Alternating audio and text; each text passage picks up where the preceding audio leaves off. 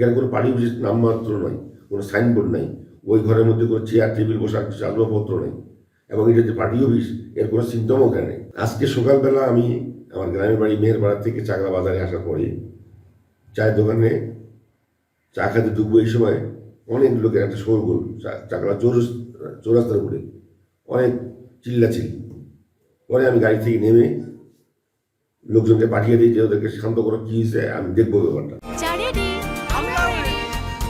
চা মানে লাইফটা ভরপুর, চা মানে ইস্পাহানি মির্জাপুর। ইতিমধ্যে অনেকে আমার কাছে চলে আসছে, আসার পরে আমাকে বলে যে জামাতের এক কর্মীরা সমর্থক হবে এরকম একটা গুডাউনের চাবি তার কাছে তালা লাগাই দিয়ে চাবিটা সে রাখছে।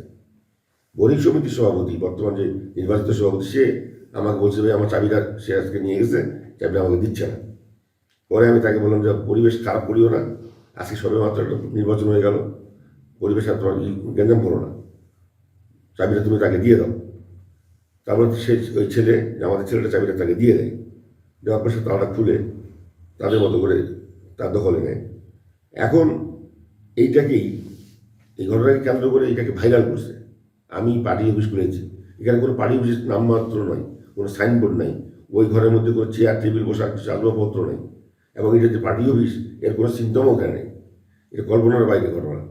এই সময় লোকের গেঞ্জামের মধ্যে থেকে কে বা কাহার আমার পাশে দাঁড়িয়ে কি বক্তব্য দিচ্ছে সেটাও আমার বোধগম্য নয়। আমি লোককে ঠান্ডা করতে, লোককে সামলাতে গিয়ে আমাকে অনেক হয়রান পেরেশান হতে হয়েছে। এই মুহূর্তে আমাকে আমার রাজনৈতিক ক্যারিয়ার নষ্ট করার জন্য, আমাকে সমাজে ছোট করার জন্য, আমাকে বিতর্কিত করার জন্য উদ্দেশ্য প্রণোদিতভাবে কে বা কাহারা এই যে ঘটনাটা ঘটিয়েছে, ভাইরাল করেছে, এটা আমি তীব্র এবং জঘন্যতম ভাষায় আমি এটাকে প্রতিবাদ করতে চাই। আমার জীবনে এ ধরনের কোনো ঘটনা আর অতীতও ঘটে নেই, বর্তমানে ঘটবে না, এবং ইনশাআল্লাহ আগামীতেও ঘটবে না। আমি একটা দল করি, একটা দলের আদর্শের সঙ্গে আমি সম্পৃক্ত। আমার দল, আমার নেতা যেটাকে কোনো অবস্থায় এই শৃঙ্খলতাকে বিশ্বাস করে না। অতএব আপনাদের মাধ্যমে আমি এটা তীব্র প্রতিবাদ এবং এটার প্রতিকার আমি প্রার্থনা করছি।